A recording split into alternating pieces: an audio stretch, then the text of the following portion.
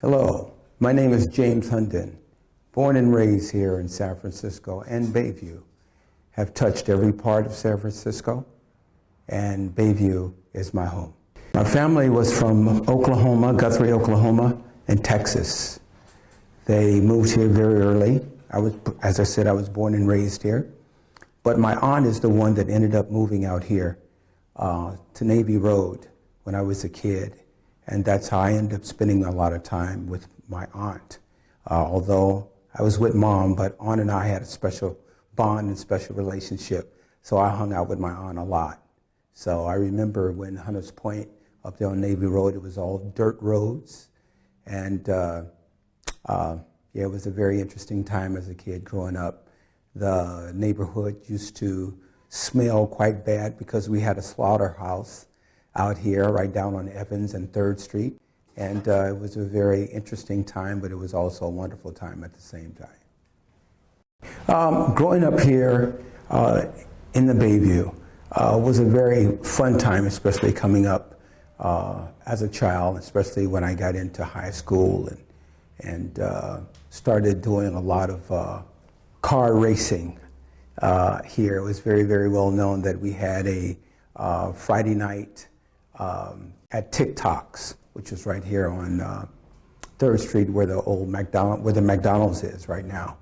And we used to look forward to getting together, and cars from all over the place who would come and all souped up and everything. And we used to race here in the Bayview over by Candlestick Park and down on Evans Street.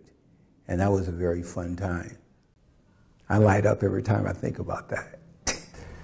I have been a martial arts instructor here in the Bayview-Hunters Point for over 25 years. My main purpose to end up opening a school here, matter of fact, it was the second school ever opened here in the Bayview over on 3rd Street, to be able to give the children an alternative to violence. We had a lot of shootings and a lot of drive-bys, and I ended up finding out that a lot of times that those things were happening because they were lacking images of uncles, fathers, so forth and so on, and they needed an alternative to violence. But I also felt that it was also part of confidence that was either lacking that they needed, or they needed someone to look up to that could tell them, you know what, you still can make it no matter what is going on here in the Bayview. So I ended up teaching up at FACES SF, which is the old Whitney Young Child Development Center. And I've been there for, wow, over 25 years.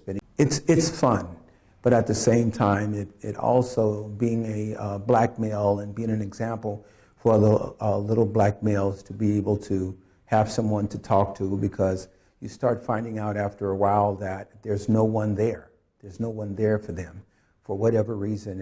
If it's been through deaths, if it's been through jail, that they're just lacking that intimacy that having a male role model or somebody there to be able to talk to, or cry on their shoulder, or just to be patient with them and hear what they have to say. I have found out that a lot of times the children end up being very frustrated because none of them are in middle school and still don't know their left from their right. And I remember there was a time that as you grew up, there's always number one, your right hand, your left hand, what forward was, what backwards was, side to side. And some of the children now, they get very, very frustrated and kind of shut down because they're embarrassed because they don't know their left from their right. So I find through teaching martial arts and through my brother also, Brother Malik, as he's teaching art and teaching the children also how to paint. And he may say, hey, you're going to paint this right arm, and then you're going to paint this left arm. And then I'll say, you're going to use your right hand for this movement, and you're going to use your left hand and repeat after me, left, right, left, right. And if they continue and follow that process before it's all over with, they will understand where their left and their right is. So that is just some of the experiences that I've seen with the children from the Bayview. And my focus is here to be with them, to let them know hey, somebody here does care. And that's the most important thing. One of them is I will read, write, and get an education and let no one keep me from my destination.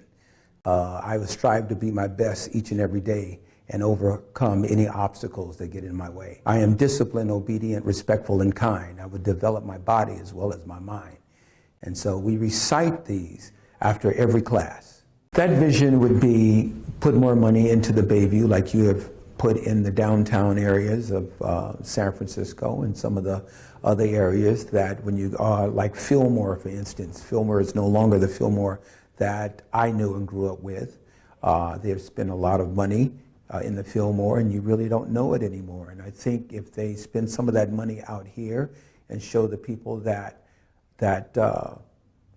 they do care, that they do see the need, and do some investing out here, I think it will make a big difference. We have excellent weather out here, and they put the T train out here. It's really interesting how that also works. If you live anywhere between downtown and I think it's Dog Patch, you have very good service. And once you cross Dog Patch and you start coming to the Bayview, everything seems to slow down. So, you know, I think it should be fair right across the board. I mean, we should have the same type of service coming out here and the same type of money that's spent. And it would make a big difference, and it would let the people know and make them feel that we are cared about out here. Okay, I'd like to ask you a question with regard to your development of a community consciousness where you are giving back to the community in terms of your work with the youth. How is it that you developed that consciousness? Was there somebody, a mentor, a teacher, who inspired you to do this type of work? My mother, God bless her soul, she's no longer with us now. But my mother always was doing something with the youth. She was definitely a church advocate. She was in church all the time. I grew up in the church as well. And she was always doing something for the young people. She used to always say, we can't do anything for ourselves if we don't pay attention to our youth, because our youth is the next level. Youth are going to be the ones that take our place.